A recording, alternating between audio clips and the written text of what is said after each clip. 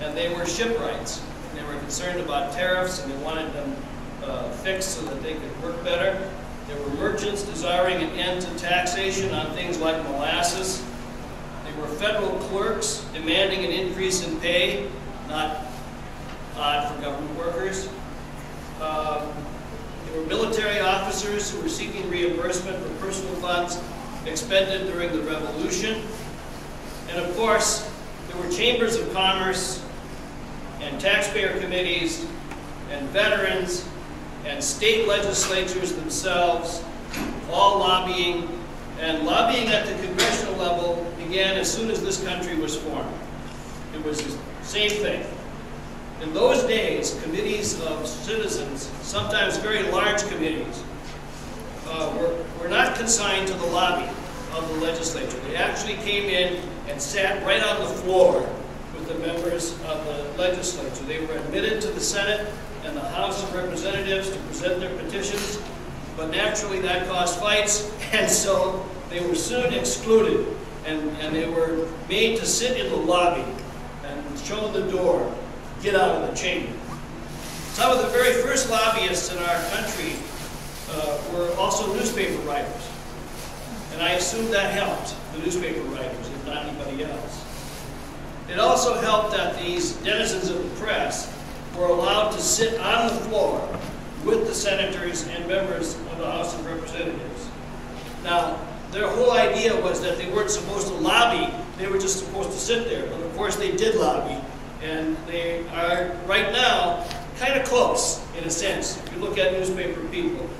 The practice of having newspaper people sit right on the floor is no longer there. That's gone. For today, though, if you were to look, if you were to go to our state legislature, where does the press sit? Right next to the members of the legislature. In the late 18th century, there were already widespread suspicions that large, well-financed special interests were receiving special attention from government. At that time, the very worst, the most distrusted, the most despised special interest in America was the Bank of the United States, which was a private bank chartered by the federal government. A number of our United States senators were serving as bank directors, clearly in flagrant conflict of interest. And I'd like to read part of a letter from one of the very most famous of those, Senator Daniel Webster of Massachusetts, writing from Washington to Nicholas Biddle, a person you may have heard of, who was then president of the bank. Quote, "Since I arrived here, I have had an application to be concerned professionally against the bank, which I have declined, of course, although I believe that my retainer has not been renewed or refreshed as usual. If it is to be wished that my relation to the bank should be continued, it may be well to send me the usual retainer." So, is there a relationship between government and enterprise? Yes. Of course, the president at that time, our President Andrew Jackson, who was one of America's first populists, took the bank on, removed government funding from it, vetoed all efforts to extend its charter, and killed it. One of the most important aspects of lobbying is supplying information, both to legislators and to the general public. Lobbyists analyze bills, prepare arguments in defense of the interests of their clients, draft speeches for legislators, contact committee members on issues, organize and orchestrate grassroots campaigns, and in general, provide a valuable service that can't be provided in any other way except by government bureaucrats, who often have their own specific interests, which are also special. I think that there are three categories of lobbyists. The occasional lobbyist, who goes to the legislature to promote or oppose some specific piece of business. Generally speaking, while they're credible and while they're effective, they're probably, on balance, the least effective. Real lobbyists need access and credibility. Then there are the lawyer lobbyists, who are often turned to by some.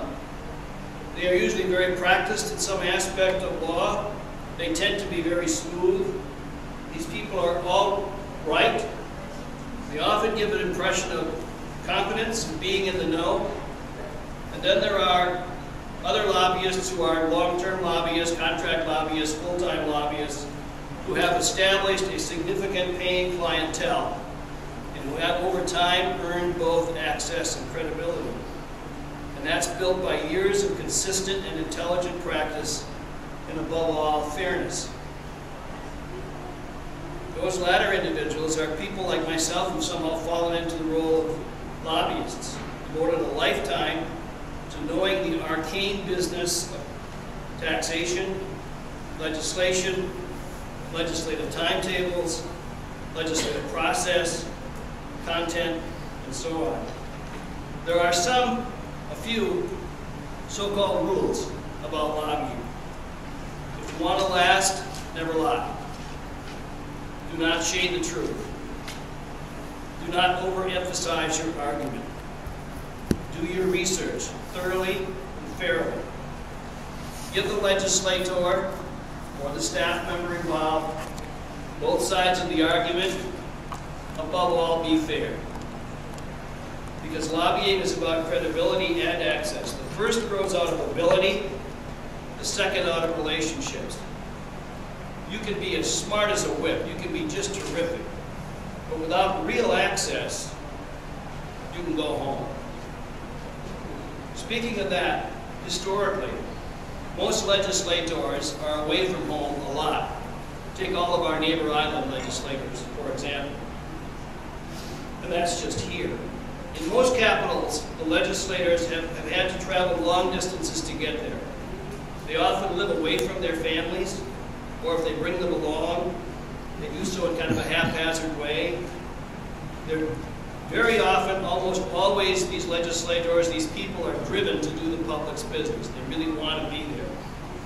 Which means that many of them don't get good meals, they don't get decent treatment that many other citizens receive naturally in their homes. And again, to return to our history of the United States, legislators have mostly been men, and men who lived in boarding homes or houses, often several to a bedroom, who ate group meals prepared by strangers for a whole bunch of them at one time. Incidentally, these meals were generally called messes. Lobbyists soon concluded that legislators might appreciate an evening out in a decent restaurant. By the 1850s in our country, America was beginning to be the world's economic engine. One of our great manufacturers of the age was a fellow by the name of Samuel Colt. He wanted and needed a patent for his famous revolver. He wanted that extended another 7 years so he could continue to make a lot of money. To achieve this, Colt hired lobbyists, who of course, among other things, presented pistols to various members of the legislature and their families, including on at least one occasion an 11-year-old boy.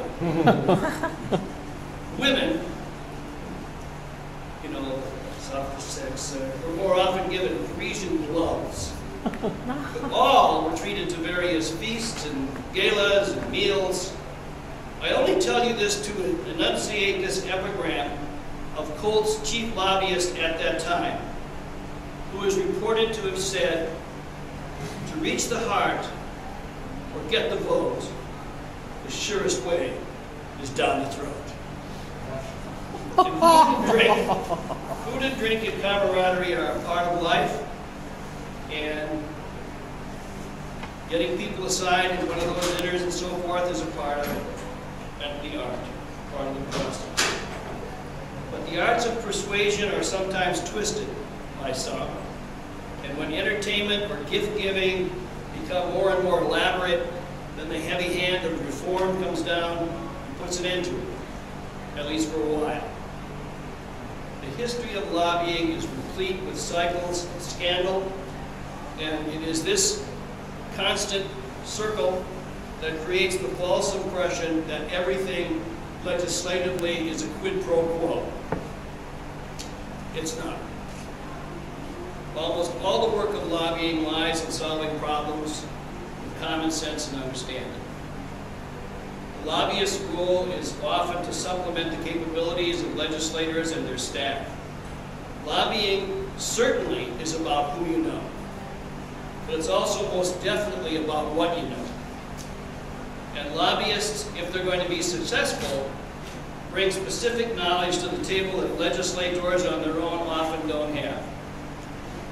Here in Hawaii, with 3,000 bills in the hopper every year, with hundreds of competing interests, labor interests, corporate interests, the very young, the very old, the very poor, the otherwise able, in fact, interest groups of all types, lobbyists, all help legislators shape priorities by reminding them of the needs of the specific group that employ the lobbyist or for whom the lobbyist works. But what about that quid pro quo? Frankly, it's something that both lobbyists and legislators guard against and try to guard against.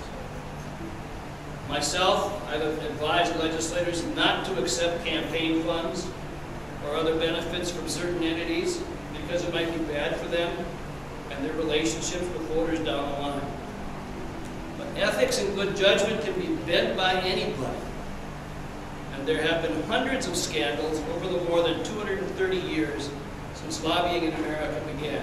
These things often begin innocently enough. There's nothing wrong, after all, with a good meal and some scintillating conversation while business is being discussed. But then comes the competition to make it somehow better.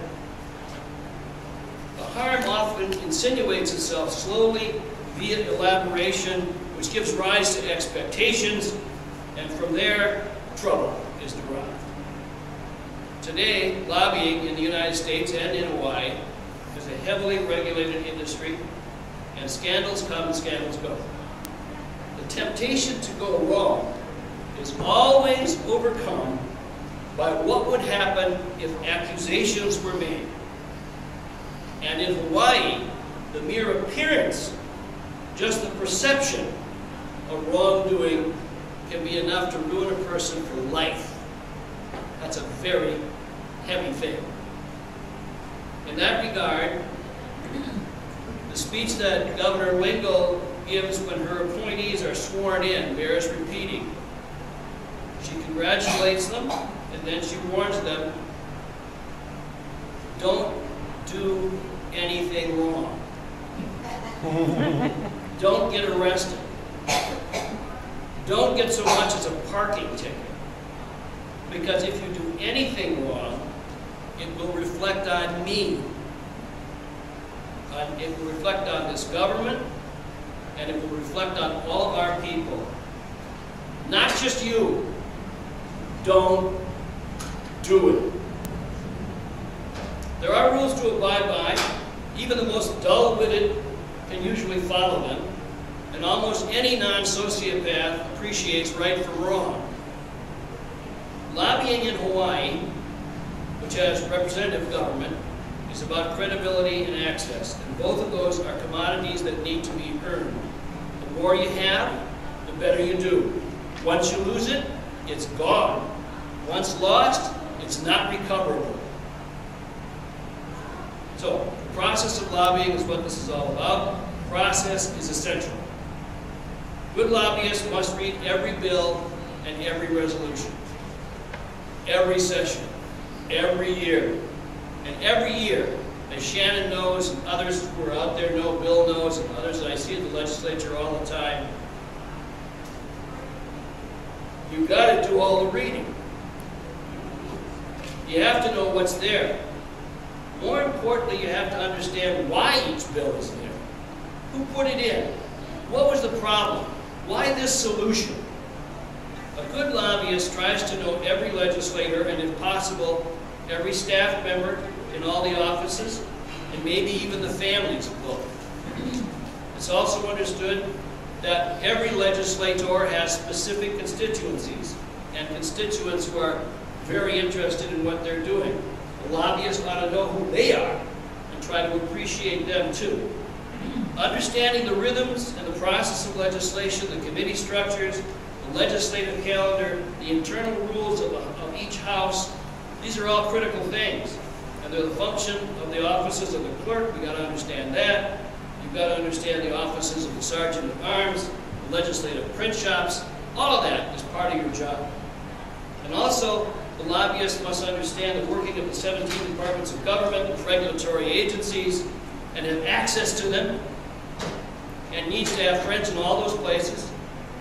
And that doesn't take into account the government of the 4 counties, where all this applies all over again.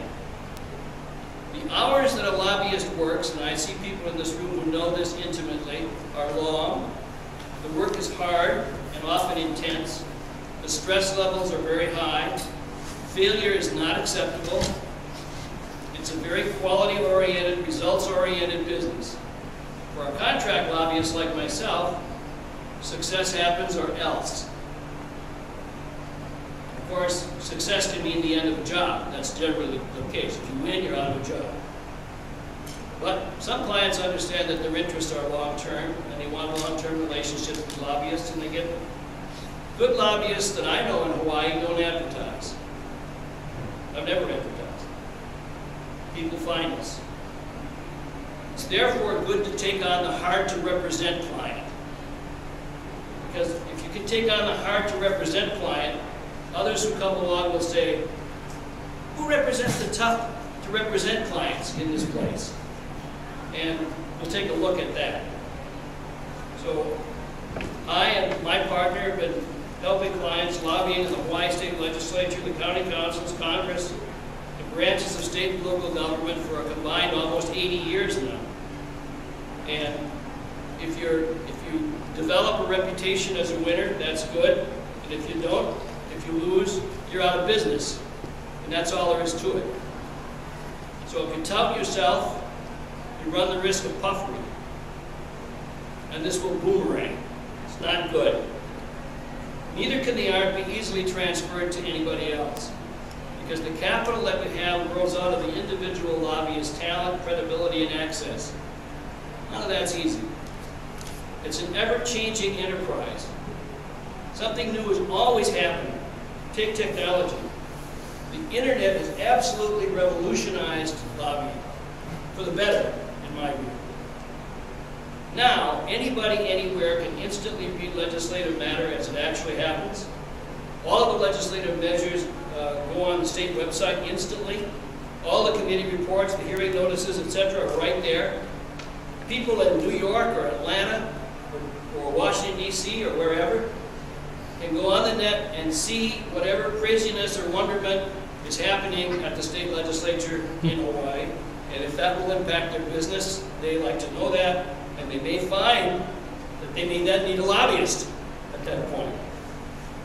And as legislators we can get more sophisticated, lobbyists need to get more sophisticated as well.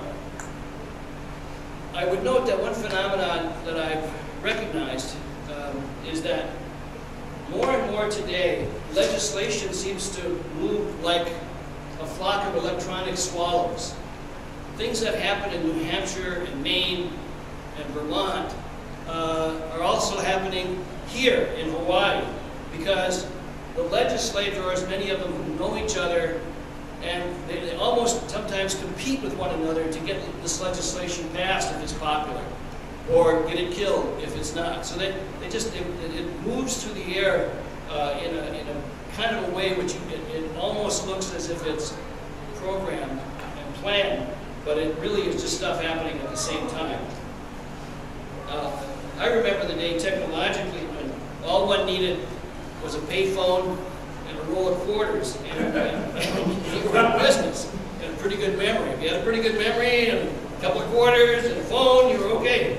But today, you need computers and Blackberries and a staff infrastructure, and even tech jockeys, just to stay in the game.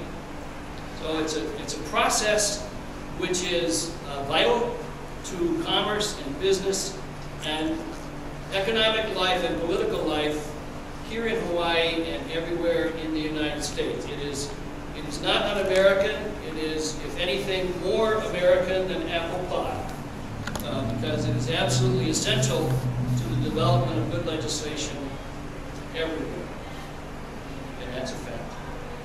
And that's the end. So if you have any questions, I'll be happy to try to answer them.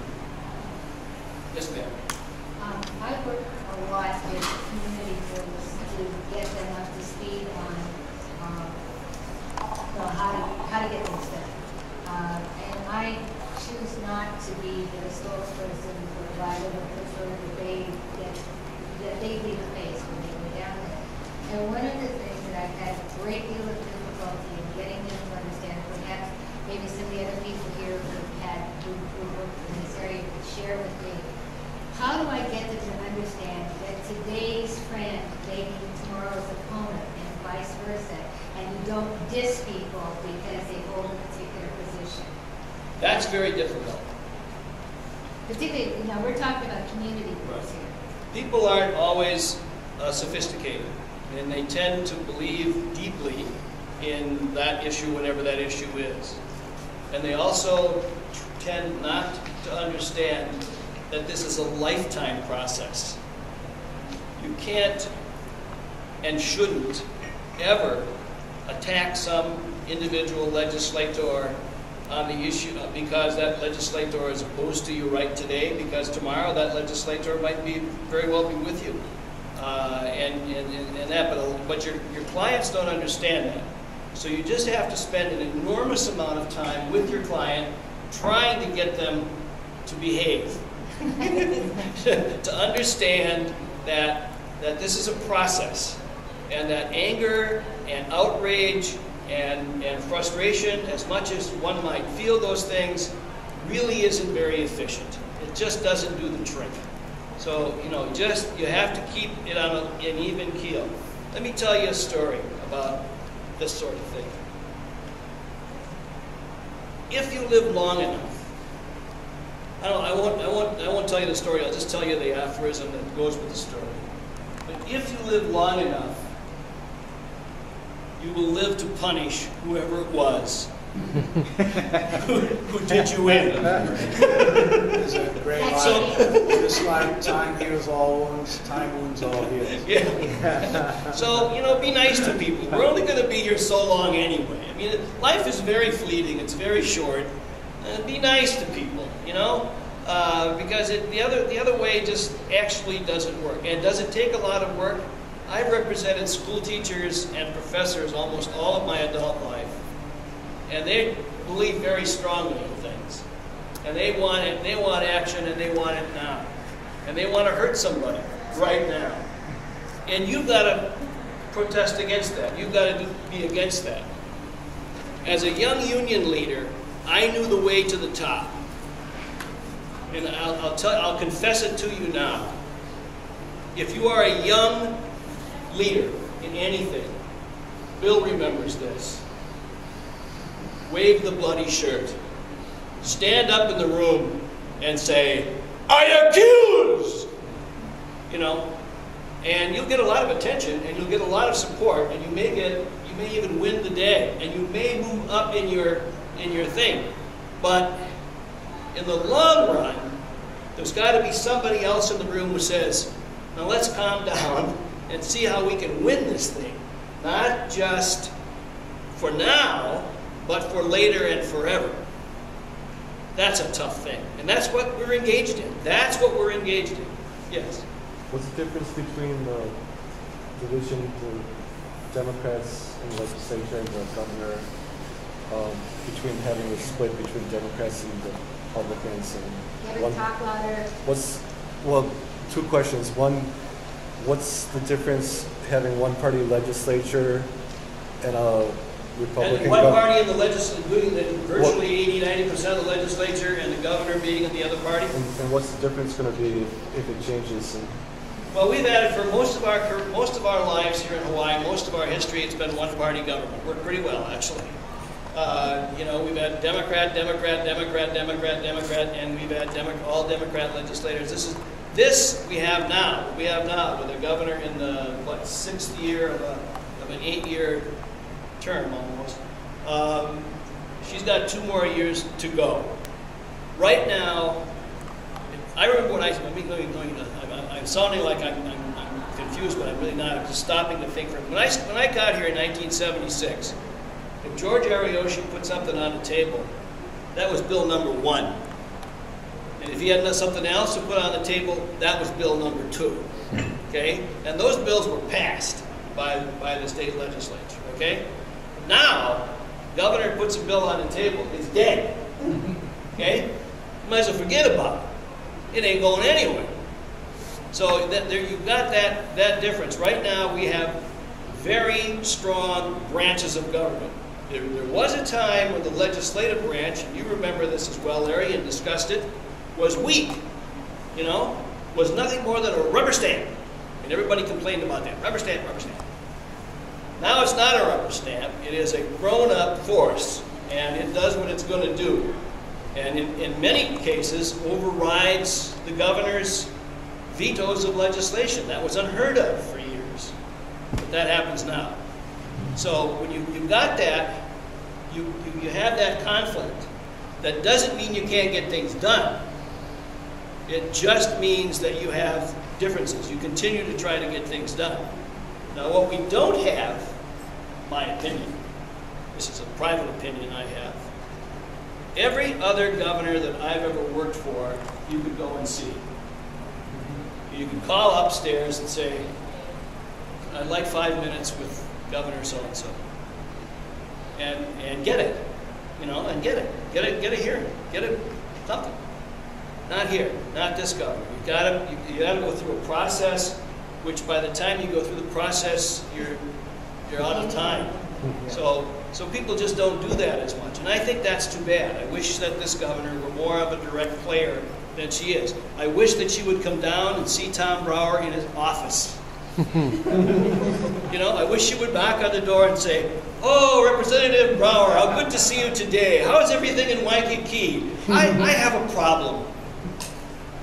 The first guy I worked for, and people always give me trouble about this too, the first politician, the real politician that I worked for, was a guy by the name of Richard J. Daley in Chicago. I come out of Chicago, Cook County politics, and everybody sees Richard J. Daley today because they cartoon-like that he was some sort of a rough, thuggish, roguish individual. He wasn't like that at all. When he was the mayor of Chicago, Chicago was known as the city that works. Why? Because of Daley. Because he threatened people? Because he imposed his will? No.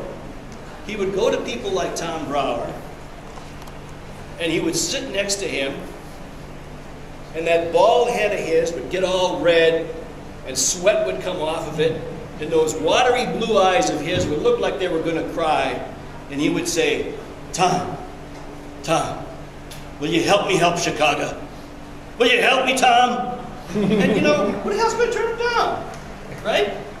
So that's the difference. The difference is that this process that we're engaged in is one of constant interaction and compromise. And I'm sad to tell you that in my business, oftentimes, close enough is good enough. Because you can come back. You keep coming back. You don't ever stop. Go. My question, and you mentioned it earlier, what about lobbyists for unpopular issues? What do they do? I lobby for a lot of unpopular interests. People hate me for what I do, and that's the way it goes. I mean, you know, it's okay. I mean, you have to come with the territory. I lobby for tobacco. No, of course not. Stuff will kill you. Everybody knows that. I mean, come on. I make no bones about that. But there's about 20% of the population that insists on it and want to do it. It's legal. And there's that. So, and it tends to be in poorest groups. So there's not much you can do about it. You can outlaw it. Go ahead, outlaw it then. But you know, I lobby for liquor interests. You know, some people hate liquor. You know, I lobby for gambling. Yay. Casino gaming. I'm your guy. Did I get it? No. Am I ever going to get it? No. But I'm going to try. I'm going to get up every day and I'm going to try. Because I think it's would be good for our economy. I lose. But you know, even with all of that, you don't go around and say, well, those people are stupid because they don't support whatever I support. Come on. They've got a decent right to their point of view.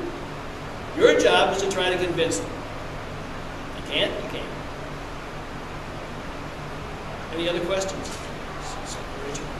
So it sounds like your bottom line advice is that it pays to be nice. It pays to be nice. Yeah. It pays to be as nice as you can. It pays to take the long view. And not only in lobbying, I think, but in life. Now, does that make you an effective catalyst for change or simply an effective facilitator for information? Very good. I think that's a very insightful question. And I think the older I get, I started out as a rabid union organizer, waving the bloody shirt, fighting anybody and anywhere, anytime. I was known for it. I wasn't that effective. But I certainly underscored a lot of important issues which later on may have gotten solved. Okay. Today, I'm not that good of a catalyst for change, but I'm a pretty good facilitator. So it's age. Yes, ma'am. Did you lobby for the super ferry? I lobbied for the super ferry. Yeah. Good. I'm one of the lobbyists for the super ferry. Good. That's why he's not allowed on Kauai. Everything passes, you know what I mean? Are there lessons learned from that right now? Well, yeah, I think I would say that one of the lessons that was learned is they should have hired us sooner. I just got hired last January. They've been at this for 6 years. Are judges off limits? Are the judges? No, the judges aren't off limits. That law was that law. No, I read the law. I listened to the judge. Right, it's a law. So you can lobby them? I mean, for lobbying's sake. What's that? Judges, do they kind of know, and you kind of leave No, judges? You can't lobby judges. That's what I'm making sure of. You don't lobby You're in a judges. special session, you do. Yeah, you stay the hell away from judges as Okay. much as you can. Were you a lobbyist for the super ferry itself or for anybody else? No, I was a lobbyist for the super ferry, yes, for the Hawaii super ferry. My partner, Red Morris, and I were hired. Bob Toyafuku, who's going to be speaking this afternoon, was another lobbyist who was hired. Gary Slobin from Goodsell was another lobbyist. So they had a group of lobbyists. And incidentally, some idiot called us the Dream Team. Because they brought them in when they were desperate. They thought they could do it themselves. I will tell you, since you're in a lobbying workshop, you don't ever want to be known as the Dream anything. Okay? What you want to be is, if possible, underrated. You know? I'd like to ask you a question. Yeah. Many of us come, we want to get the point together in professional lobbying. We're not quite there, but some of us are working towards that more and more. And when we're forming lobbying activities for issues, and I'm on several different organizations that are working on health and civil rights and all this kind of stuff, one of the things that comes up is that you're building a campaign, you're educating, you're doing your lobbying, actually mixing, and should you encourage the extreme on your side in order to make you more moderate with the other people on the other side? Good cop, bad cop. And that's been an issue because the last year in the civil union, we only had two sides. So the legislature didn't want to do anything. And I'm just wondering, not just on that issue, but on others, should we try to make sure that extreme is acknowledged? Well, That's sort of an extension of this gotta do what question. Should works. you have people screaming on the street too, Yeah. so that you're the voice of moderation? That's Well, what it's on. I understand that. I just don't know if you can coordinate it that well. It'd be wonderful if everybody played according to the rules that you impose or imagine. They don't usually. Usually somebody gets in there and does something totally nuts. We remember the problem we had with Governor Cayetano. Governor Cayetano gets elected, and the first thing he does, and we supported the hell out of the guy. I mean, just I gave up, you know, a year practically for my life working for him and so forth. And he knew I was the head of the professors union. We had a tough economic situation when he got elected, so he and his director of budget finance put the entire university budget at risk. The first time in Hawaii history, the entire university budget was put at risk, and then he cut that budget by a third. Spontaneously, university professors and students from Manoa primarily, but from all over Oahu, marched on the state capitol. And Ben went down to educate them about things, you know. And they started yelling at him, and he said, "Why the hell don't you sit down, maybe you'll learn something." And they started throwing things at him. Which didn't help. Did not help. You know? And the genie was out of the bottle at that point. You know, they were gone at that point. And that broke a lot of long-time stuff. And those things have repercussions that go on and on and on. I have a question about your lobbying for the unpopular bill or the unpopular client. If you know there are certain legislators that are dead set against what you're doing, how do you even, but they're on a committee you meet, do you even go in and try and attempt to talk about the merits, or do you just respectfully not even approach them? It depends. I'm certainly not going to impose myself or push myself onto somebody who doesn't want me. Right. I mean, and that's pretty, you have to kind of get that through human feeling, okay? I mean, if somebody throws up barriers, emotional barriers to you, and you can see they don't want to talk to you, then don't talk to them. If, on the other hand, you can say that despite our differences on this, there'll be other things other times. And that's difficult for people. I mean, particularly young and particularly very bright people often have very strong opinions on things. It's not until you've been beaten and battered for years sometimes that you begin to develop a sense of, well, maybe the other person's got a point of view. So you have to watch yourself and not push too hard. Is there a problem making the transition from being a, sort of a grassroots group to hiring a contract lobbyist? Does that decrease your legitimacy to some extent? No, never has. Again, that question has been asked by a lot of people that I've represented, primarily the professors. And it's been a debate that went on for close to 2 decades while I worked for them. I just retired last January. And some professors held that because of some of the unpopular causes or businesses, not causes, but businesses that I represented, that somehow made me less effective. As a matter of fact, I think it made me more effective, and I think most people thought that as well, because they continued to employ me. Bottom line of my business is, got a job? So you think that having a professional there actually increases legitimacy rather than saying that, oh, this is just another special interest that's hiring a pro?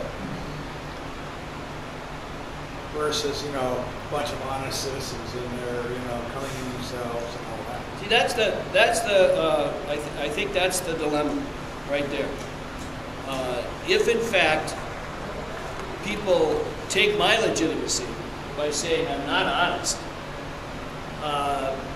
then, or try to, that's a ploy, and that's an acceptable ploy to me.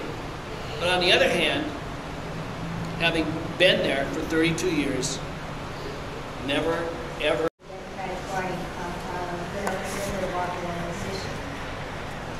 Our party is the biggest tent in the world. Everybody's in this tent. We got Mike Gabbard in this tent. We got Bill in this tent. If we can do that, we can do anything. You know? So it's a big tent type deal. And we will have fights and over everything. And you know, that's okay. In fact, it's good. I think that's what makes us a strong party.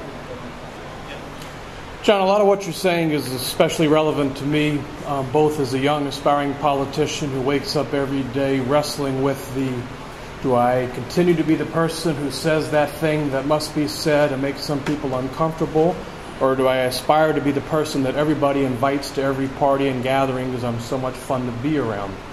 As someone who runs a charitable nonprofit who tries to advocate through grassroots, lately it has occurred to me that perhaps the currency of democracy, as much as voting, is cash, and that perhaps I would have a better impact on the disenfranchised communities I attempt to serve, or on the legislature, if I drove a nicer car and if I arranged to employ someone like yourself, because by virtue of putting cash behind an issue, it legitimizes it not only to a politician, but it says that this movement has a currency in our capitalistic society.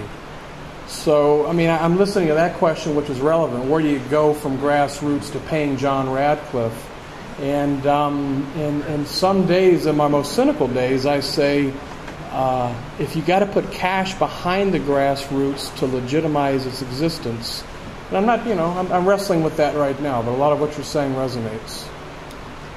I'm not sure if that was a question, though. Well, your fundamental question is, do you sell out or not? But is it selling out or is it being effective? Yeah, that's right. Right. And I don't think it's money. I really don't. Okay. I mean, money's nice, and it does help. Okay. But people with an idea, an important issue, win. Their idea, for example, of putting condominiums on the Mackay side of Ala Moana Boulevard was defeated by a firefighter on a surfboard. Okay? I mean, this guy said, I don't want that. And he was able to convince a bunch of other people to say, I don't want that either. And pretty soon a lot of people said no. And there were people in the legislature, old timers, like Calvin said, who said, not in my lifetime will we put condominiums for rich people on that beach. We're just not going to do it. And so that is the thing. Understand that there isn't any perfect answer. There isn't any right or wrong. There is such a thing as morality. Okay. And we all go to bed at night, and we all have to live with ourselves. And it's easy for us to go to bed at night and say, that other guy or that other person is a crooked, no good bastard. That's easy to do, What's hard to do is to walk in that individual's shoes, These people over on Kauai, for example, who have been protesting the super fair, have got a point of view, a legitimate point of view. It's got to be dealt with. Hasn't been dealt with. So, there's all of that goes on. But by and large, what do? We all live in a democracy, and at the end of the day, we take a vote, and we live with it. We don't always like it, but we live with it. Anything else? I want to make a comment about your role of orders. I don't know if everybody gets that, but you kept the payphones and also the meters down there forever. And it never had enough tourists going down to the Capitol. It's less now without payphones. Now that we've all become supporters of sustainability, you can walk.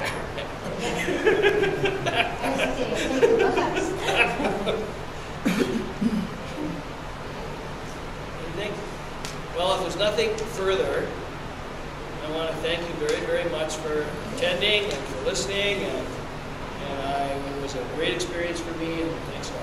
Thank you, John.